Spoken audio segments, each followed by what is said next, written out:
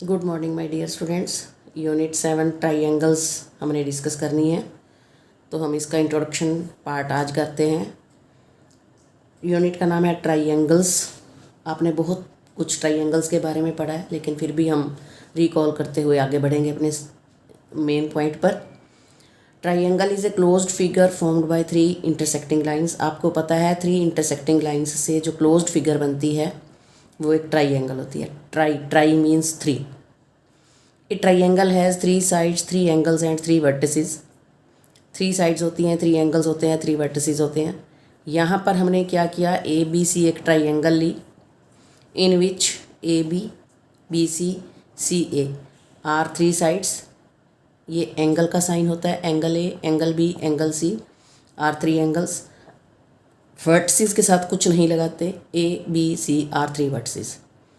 Triangle A B C is denoted as, आगे triangle लगा देते हैं और फिर लिखते हैं ए बी सी, बार बार TRIANGLE नहीं लिखते, साइन लगा देते हैं। उसके बाद आता है हमारा congruence of triangles. Congruence of triangle concept से पहले हम कॉन्ग्रुएंस वर्ड को अच्छे से एक्सप्लेन करेंगे, अच्छे से समझने की कोशिश करेंगे। तो इसमें है, first of all we have to recall congruent figures.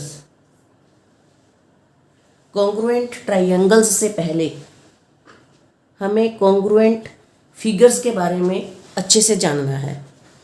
Congruent means equal in all respects, हर तरफ से इक्वल होना कॉन्ग्रुएंट मीन्स। और figures whose shape and size are both same, ऐसी फिगर्स जिनके साइज और शेप सेम हो उनको हम कॉन्ग्रुएंट फिगर्स कहते हैं। For example 2 bangles of the same size. 2 bangles, देखो ये मेरे पास 2 बैंगल्स हैं, दिस एंड दिस, ये जो सेम साइज़ हैं, ये इसको पूरा कवर कर लेता है, तो इसको कहते हैं कॉन्ग्रुएंट फिगर्स। इसी तरह आपकी कॉपी के 2 पेज जो है वो कॉन्ग्रुएंट होते हैं। इसी तरह अगर हम एक नोट के ऊपर दूसरा नोट रखते हैं सेम, जैसे मेरे पास ये 200 का नोट है और मैं फिर इसके ऊपर 200 का नोट और रख देती हूँ, इनका जो दोनों का साइज़ है वो सेम है, दोनों की शेप सेम है, देखो कुछ भी हमें नहीं दिख रहा। सुपर इम्पोज, अगर एक के ऊपर दूसरी चीज़ रख दें और वो पूरा ढक ले तो उसको हम कॉन्ग्रुएंट फिगर्स कहते हैं। इसी तरह बच्चों कॉमन लाइफ में भी हमारे पास बहुत सारे इसके एग्जाम्पल्स हैं, जैसे 2 ATM cards issued by the same bank. Same bank से इशू किए गए दोनों ATM कार्ड्स सेम होते हैं, कॉन्ग्रुएंट होते हैं। The ice tray in your refrigerator, आप रेफ्रिजरेटर में जब आइस ट्रे के अंदर हम पानी डाल के रखते हैं तो क्यूब्स सारे एक जैसे से निकलते हैं। Refills of the pen, pen के अंदर जो रिफिल्स होते हैं, if new refill is not of the same size you can't fit, अगर सेम साइज़ का नहीं होगा तो वो उस पेन के अंदर फिट भी नहीं होगा, ठीक है। Similarly we can find so many examples where congruence of object is applied in our daily situations, daily life situations. A pair of shoes, a pair of socks, ठीक है। आप अपने घर की छतों को देखो, जो ये करने आते हैं, डिज़ाइनिंग करने आते हैं, वो भी सिमेट्री का ध्यान रखते हैं, कॉन्ग्रुएंसी का ध्यान रखते हैं। आप बेडशीट देखो, बेडशीट के ऊपर जो फ्लावर होते हैं सेम साइज़ के, बिल्कुल एक जैसे से फ्लावर होते हैं। हर जगह पर कॉन्ग्रुएंट जो है वो यूज़ होता है। रसोई में देखिए, आप किचन में प्लेटें देखो, प्लेटों के ऊपर प्लेट, प्लेट के ऊपर प्लेट लगी हुई होती है। शादियों में हम खाना खाने जाते हैं, आपने देखा होगा प्लेट्स के ऊपर प्लेट कैसे फिट बैठती हैं। ये सब कॉन्ग्रुएंट्स हैं। कोई भी ऐसा फील्ड नहीं है जहाँ पर कॉन्ग्रुएंस का जो कंसेप्ट है वो यूज़ ना होता हो, हर जगह कॉन्ग्रुएंट का जो कंसेप्ट है वो यूज़ होता है, ठीक है। उसके बाद हम आते हैं इस पर सिंबल ऑफ कॉन्ग्रुएंस। कॉन्ग्रुएंस का सिंबल क्या होता है, ये बीच में, नीचे तो इक्वल होता है और ऊपर सिमिलर का साइन होता है।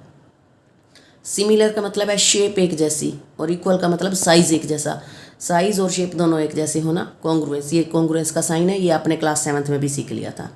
Now if we take 2 triangles PQR and triangle ABC in which PQ covers AB, QR covers BC and RP covers CA। angle P covers angle A, angle Q covers angle B and angle R covers angle C, means 1-1 correspondence between the vertices, then we will say triangle PQR is congruent to triangle ABC, ठीक है। Note, you can't write it as triangle QRP is congruent to ABC, means P की जगह Q और Q की जगह R आप अपनी मर्जी से चेंज नहीं कर सकते हो। फिगर देखिए, ये पी क्यू आर ट्राइंगल बनी हुई है, ये ए बी सी बनी हुई है। यहाँ 5 सेंटीमीटर है तो यहाँ भी 5, ये 4 है तो ये भी 4, ये 4.5 है तो ये भी 4.5। जितने डिग्री का एंगल पी है उतने ही डिग्री का एंगल ए है, जितने डिग्री का एंगल क्यू है उतने ही डिग्री का एंगल बी है, जितने डिग्री का एंगल आर है उतने ही डिग्री का एंगल सी है। Here we see P Q is congruent means similar, same, एक दूसरे पर सुपर इम्पोज होता है, कॉन्ग्रुएंट बोलते हैं इसको। Q R is congruent to B C, R P is congruent to C A. In congruent triangles when corresponding parts are equal then we write in short CPCT। CPCT word आपने 7th में सीख लिया था। C means corresponding, P means parts. Corresponding part of के लिए कुछ नहीं use करते। ये C जो है वो कॉन्ग्रुएंट के लिए यूज़ होता है, और ये T है ट्राइंगल्स के लिए। Corresponding parts of congruent triangles के लिए CPCT वर्ड यूज़ किया जाता है। इसको मैं एक ट्राइंगल्स का यहाँ पे भी करके दिखा देती हूँ। देखो, ये मेरे पास एक PQR एक ट्राइंगल है, और ये है ABC एक ट्राइंगल। तो PQR को ABC के कॉन्ग्रुएंट ही कहेंगे। ABC को अगर मैं ऐसे चेंज कर दूँ, B की जगह ये वर्ड ऐसे लेके रखना चाहूँ तो भी पूरी कवर नहीं होएगी, अगर मैं ऐसे रखना चाहूँगी तो भी पूरी कवर नहीं होगी। तो मीन्स बिल्कुल सेम वही चलना है हमने, PQR ABC उसकी सीध वाली साइड ही लेनी है, और दूसरा अगर वर्टेक्स हम चेंज करते हैं तो वो फिट नहीं बैठता। जब एक ट्राइंगल दूसरी ट्राइंगल को पूरा कवर करती है तो वो ट्राइंगल्स कॉन्ग्रुएंट होती हैं। ठीक है, उसके बाद आपका आता है क्राइटेरिया ऑफ कॉन्ग्रुएंस ट्राइंगल्स, जो हमारे सिलेबस में भी अब चलेगा आगे। ये सारा हमने पिछला रिवाइज ही करा है अब तक। क्राइटेरिया क्या है? Criteria for congruence of triangles में सबसे पहला है एक्सियोम SAS। SAS एक्सियोम का मीनिंग क्या होता है? S means side, A means angle, S means side. Two triangles are congruent if two sides and the included angle. Included angle का मतलब क्या होता है? एंगल तो पता है आपको, इंक्लूडेड का मतलब है वो एंगल जो उन दोनों साइडों से बनेगा, दो साइडों के बीच में बनेगा, इधर भी साइड बीच में एंगल, तो वो होती हैं कॉन्ग्रुएंट, जो है SAS रूल। जैसे मान लो ये दो ट्राइंगल्स आपको दिख रही हैं, एक है AB और एक है BC। इसका AB इसका PQ के बराबर है, इसका BC इसका 5 के बराबर है। तो जो ये वर्टेक्स कॉमन था, इसका B और इसका Q, दोनों साइडों का जो कॉमन वर्टेक्स है, वहाँ पर जो एंगल्स हैं वो भी इक्वल होने चाहिए। क्लियर? इन दोनों साइडों के जो बीच का एंगल है, इसी को इंक्लूडेड एंगल बोलते हैं। अगर ये दो साइडें और ये दो साइडें और उनके इंक्लूडेड एंगल इक्वल हैं, तो वो जो ट्राइंगल्स हैं वो क्या होती हैं? कॉन्ग्रुएंट होती हैं।